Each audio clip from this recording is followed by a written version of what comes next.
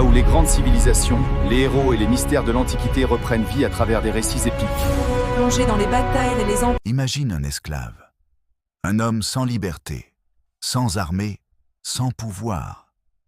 Et pourtant, cet homme va rassembler des dizaines de milliers de guerriers et défier la plus grande puissance du monde antique, Rome. Son nom était Spartacus. Et son histoire est devenue l'une des révoltes les plus incroyables de toute l'Antiquité. Spartacus serait né en Thrace, une région située dans les Balkans. À l'époque, cette terre était connue pour ses guerriers. Mais un jour, Spartacus est capturé par les Romains. Il est réduit en esclavage et envoyé dans une école de gladiateurs à Capoue. Les gladiateurs vivent une vie brutale. Ils sont entraînés pour se battre et souvent mourir dans les arènes romaines. Pour les Romains, c'est un spectacle.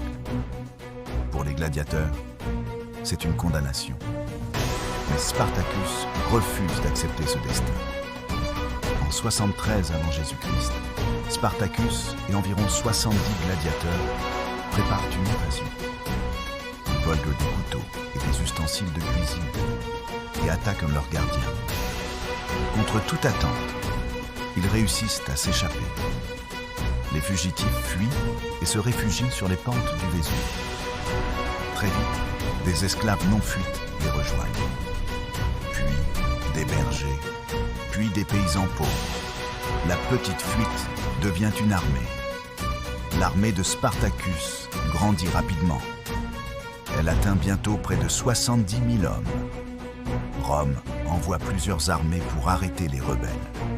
Mais les légions romaines sont battues, encore et encore, pendant près de 2 ans. Spartacus remporte victoire sur victoire. La République romaine commence à paniquer. Face à cette menace, Rome confie la guerre à un homme extrêmement riche, Marcus Licinius Crassus. Crassus rassemble une armée massive. Il impose une discipline brutale à ses soldats. La confrontation finale approche. En 71 avant Jésus-Christ, les armées de Crassus affrontent celles de Spartacus. La bataille est violente. Les rebelles se battent désespérément. Mais l'armée romaine est plus forte. Spartacus tombe au combat. Son corps ne sera jamais retrouvé. Après la victoire romaine, un terrible châtiment est décidé. Environ 6000 esclaves capturés sont crucifiés le long de la route entre Capoue et Rome. Un avertissement pour tous ceux qui oseraient se rebeller. Mais malgré sa défaite, le nom de Spartacus ne sera jamais oublié. Car pendant un moment, un esclave a réussi à faire trembler Rome.